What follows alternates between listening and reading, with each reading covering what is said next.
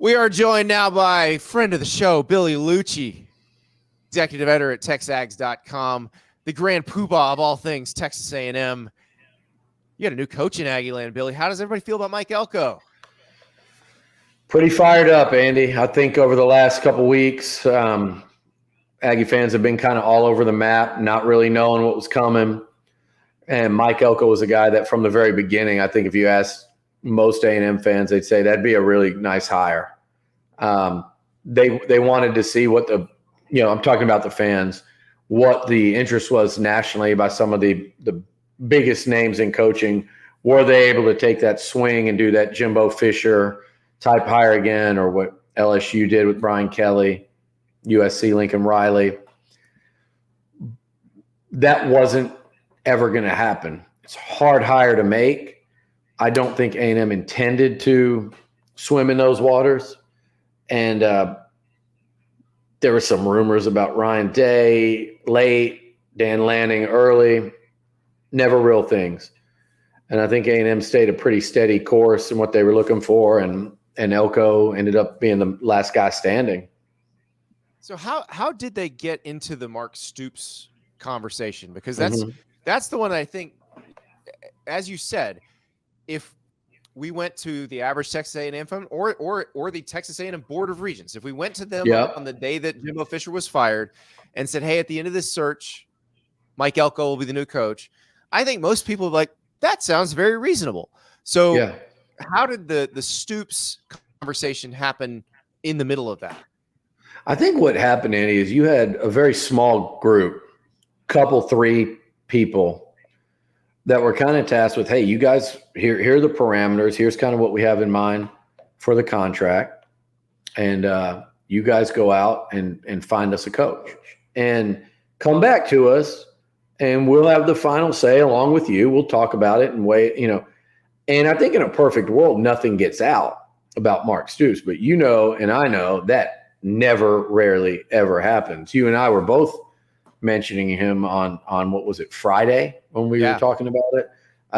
It doesn't happen that way. So I think in a perfect world that never comes out, and they meet, and the regents and the high-end donors that matter, and there's a few of them say, no, I don't like that. Let's revisit that. And then people say, hey, he's only had this many wins. This is his SEC rate. How's this going to move the needle? Our fan base is going to be really there's going to be a very low level of excitement. All those things they can discuss behind closed doors. And I say that as a guy that mentioned him on Friday, and then it took steam Saturday. And then by Saturday night, I'm saying, hey, this is going to be the hire, barring it falling apart at the last minute. Well, that's exactly what it did, because they got in there and they were presented with that hire, and it was literally at the finish line. And they said, no. And it wasn't like Mark Stoops did not say no to it. Let's not kid ourselves. And they can say that all they want. Yeah, and they were about to offer. They knew he was taking it. You know how this goes with the conversations and stuff. And before that happened, it was like an agreed upon, like, hey, we're going to do this. They got there and they said, just like coaches do all the time, you've been doing this how long? How many coaches do you know that maybe even sometimes the general public doesn't, that are about to take a job and then it falls apart? Head coach, assistant coaches, whatever. That happened, but on the A&M side this time. Right. And the thing is, it's always semantics when we say we didn't offer the job to anybody else. But in this case, like, you have to get final approval on a contract before you can extend the offer. And you had the check yes or no box was checked. Mark Stoops had checked the yes box, and Texas A&M had checked the yes box. But until they got board approval on that contract, they can't extend a formal offer. Yeah. And that's when, because I talk to these agents all the time, and they're all they are the most nervous people in all of this, because you and I are like, oh, you guys have got a deal, you've got it. They want to see they call it an MOU, a memorandum of understanding. They want to see that. They want to see it in writing, or they don't believe anything's done. And that's exactly what happened here. It didn't get approved.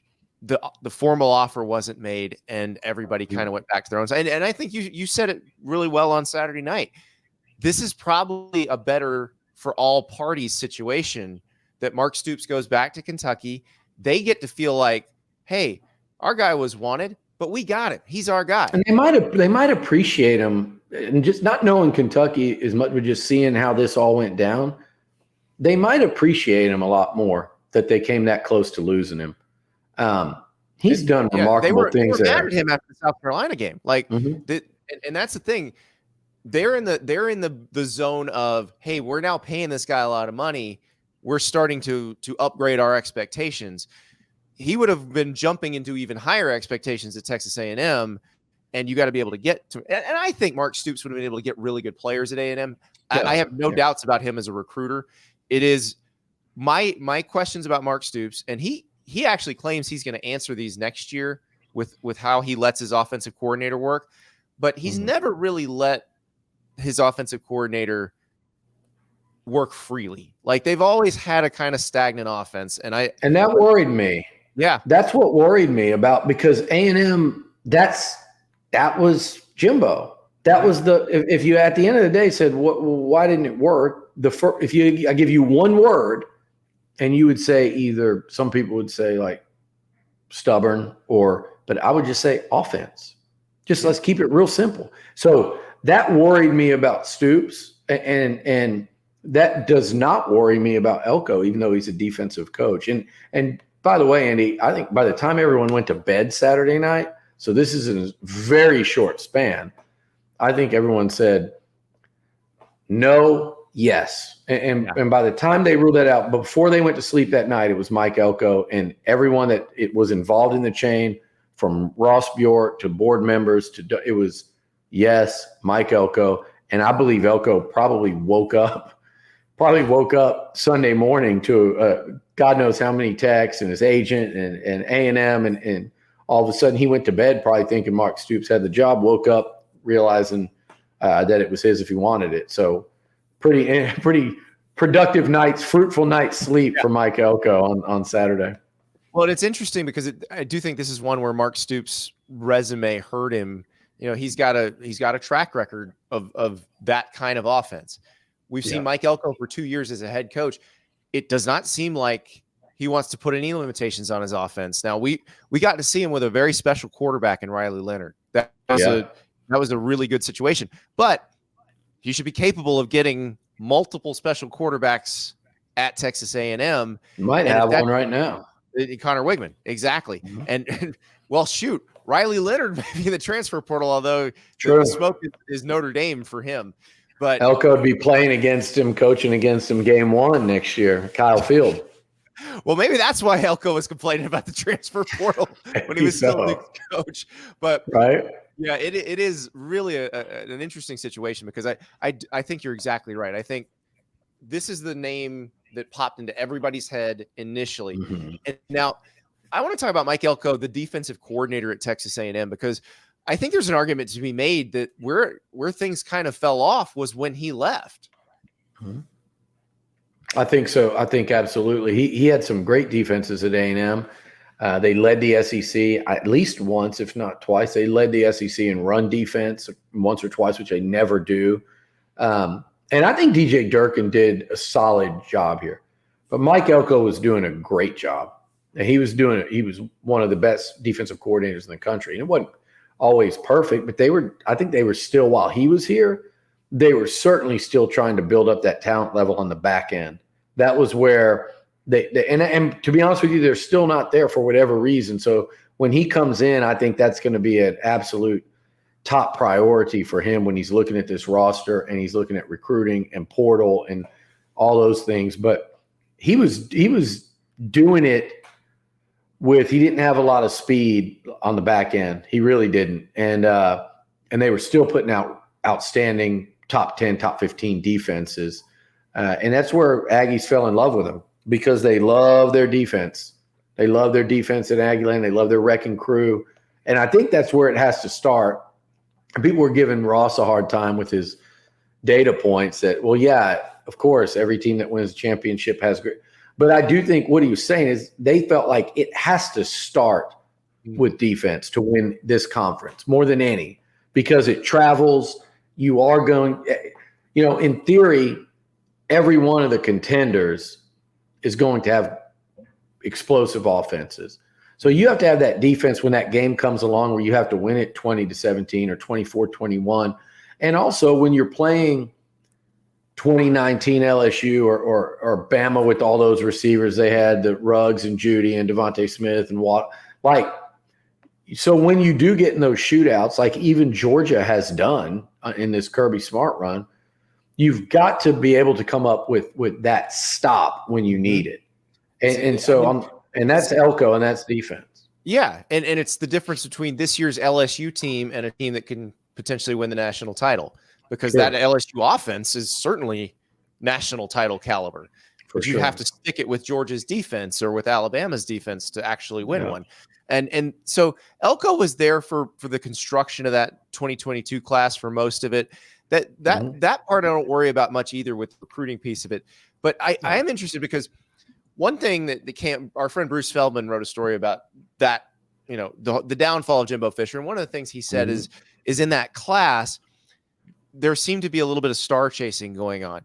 I wonder with Mike Elko, who at a place like Texas A&M will be capable of signing 4 stars and 5 stars a lot, but a guy who cut his teeth at Hofstra, at Bowling Green, at Wake Forest, how much more will his evaluation skills come into play when he's because you and I both know that the difference between a guy in the top 250 and a guy in the top 50, the 249th guy may wind up being better because he's got almost the same physical tools, but something different mentally, some different character makeup. That's where I feel like Kirby Smart and Nick Saban really make their hay.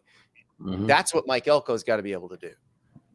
I always love when A&M's going after a 3-star or not a 5-star type that Georgia and Bama are going after, or from Louisiana that LSU really wants. Like, you're talking about those type guys. And Mike Elko's done that. You look at A&M, they're one of their best corners is Tyreek Chappelle. That's a guy.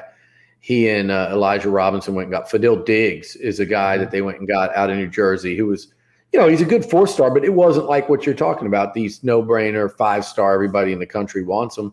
But the thing that Bruce wrote, and I get what he's saying, I do think there was some of that, but we're all take it in a little bit different direction. I don't think they were star chasing in terms of, and look, you know how it is in these buildings. You've got 50 recruiting people. You find the right one. You find a guy at another school that coached here that got fired by Jimbo, because trust me, there's a few of them in the recruiting department. And you find the right guys to talk to, and they'll take their shots. You find old coaches. But I do think there's some truth in there too. But what I'll say is this: more than star chasing, Andy, I think it was like talent chasing, minus what you just talked about. That does that kid have what Anais Smith has? Right. What because when Jimbo competitive character. Yes. And guess what? Anais Smith gets the NIL. But he goes out there and balls, and he goes out there and works in the offseason. And when he's playing Alabama, that level goes up. That's Anais Smith. That's not Chris Marshall. That's not Damon Demas. So I think it wasn't about star chasing, because everyone, including Mike Elko, are going to want the 5 stars. I think and he didn't overlook. You look at Noah Thomas. That was one of those guys. I just think they got caught up in the raw talent on some of these guys, thinking we know there are issues there. LSU, a lot of programs right now are dealing with these guys that left A&M that didn't even last a year. Or not dealing with more in the case of So star chasing maybe, but I think talent chasing and overlooking red flags because of that talent level, it's kind of the same thing, but it's not. I'm taking it maybe a little step further to say they were enamored with the talent and the ability so much so that they overlooked the character. And I think Jimbo, one of his fatal flaws in this thing was thinking that he could fix it with these individual players. But when you get too many of them And then it's not the same kid as it was 10 or 15 years ago. It's hard to do. And I think that's what caught up to them with that class in particular. Well, and I also think that's where a guy who's had to recruit to Wake, who's had to recruit to Notre Dame, which is its own kind of unique animal, where you can get 4- and 5-star guys, but they have to have a little something different. It's a little smaller pool, but that I think probably hones your radar on that sort of thing. Yeah. So I'm really fascinated to see how Mike Elko constructs these classes, what he goes for in the transfer portal, what he's looking for, and also, how much of that roster remains because he looks at it and says, oh, I remember you from recruiting. I really like we want you to stay. We're going to make sure that you stay. The way that roster looks by spring practice, I'm very curious to see. Yeah. And I think, first of all, and like a good number of these guys, he actually coached for a year. Yeah. I was sitting there at the presser yesterday and there was Fadil Diggs and he's a junior. It's like he played for him. And then Shamar Stewart was there at the presser. Well, he recruited Shamar. I think ultimately what I'm most fascinated to see is that recruiting aspect and how he assembles his staff. Also, that this OC hire is so interesting to me because Kevin Johns did a damn good job there in Durham, but he's also going to, if he wants to, and I'm not saying either way yet because I don't know the answer to this, but if he wants to, he's got essentially a blank check to go out and hire not whoever he wants, but in that ballpark anyway. So that hire, that OC decision is going to be pretty fascinating to me too. Because like you said, they had Riley Leonard this past year and he was special. Connor Wigman looked pretty special before the injury this season himself. Agreed. Well, and an $11 million staff pool will give you a lot of options. So I will be very interested to see what he does. Billy, great work keeping us all informed on that craziness over the weekend because that was changing by the minute. That was wild. It was wild. Not a lot of sleep these last couple weeks. Well, go get some sleep. And perfect. Yeah, I was ready to let you make the hire at a certain point. So, hey, you and I do it. Like you and I would have put. No, hey, I know this. Jimbo, remember? So for those who don't know, we hired him at Chimmy's. The spring before, Jimbo got hired at A&M. So this would have been the spring of 2017. I'm in College Station doing some interviews, and Billy says, "Hey, let's go grab a beer at Chimmy's right across from campus." It's the beginning of Chili Fest, so I had no idea what that was, but I'm like, why is everybody dressed in boots and cutoffs? And so it's a bunch of 20-year-olds just getting hammered before they go out to Chili Fest, and me and Billy are like, there's really only one guy that they could get that would be the one they really want, and we were like, but nah, they'd never get Jimbo Fisher, right? And then we were like, would they though? Would they? And then by the time we were on like Dos Equis number 2, we decided they would. Yes, and so sorry, Ross Bjork, we cost you $77 million. Hey, it's funny though, Andy. Before you go, like if you think about it, and I think the A&M fans understand this, and that's why they're so fired up about Elko. But it's hard to make a hire like Jimbo Fisher. It's hard to get a guy like Brian Kelly out of Notre Dame. It's hard to get Lincoln Riley to leave OU, but there are reasons those guys are attainable. It's almost like it's personal. They're personal reasons. And unless that's the case, even if if people think A&M's got all the money in the world, well, Ryan Day's got all the money in the world. Lincoln Riley, Brian Kelly, Jimbo Fisher, Dan Lanning. Like, there's got to be some reason they're wanting to move, and those instances are not often. Like, people thought Day might have that because they're pissed that he lost to Michigan, or they think Dabo wants it because he's unappreciated. Right. And those are things to look into, but it's still a big difference between that and saying, yeah, I'm going to uproot and move and leave this incredible job and pay. At the end of the day, Dabo wants to make it work at Clemson. Ryan Day wants to get the Michigan thing right at Ohio State. Like, that's how they feel, and that's why those conversations don't go anywhere. But you're exactly right. Now, I think they got a guy who's got a pretty high ceiling, so we will see what happens. But Billy, thank you so much. All right, Andy. Thank you, buddy. Thank you so much for watching. Just a reminder, subscribe to this channel right here so you never miss an episode of Andy Staples on 3. And oh, by the way, watch all the other great videos on the On3 Sports YouTube channel.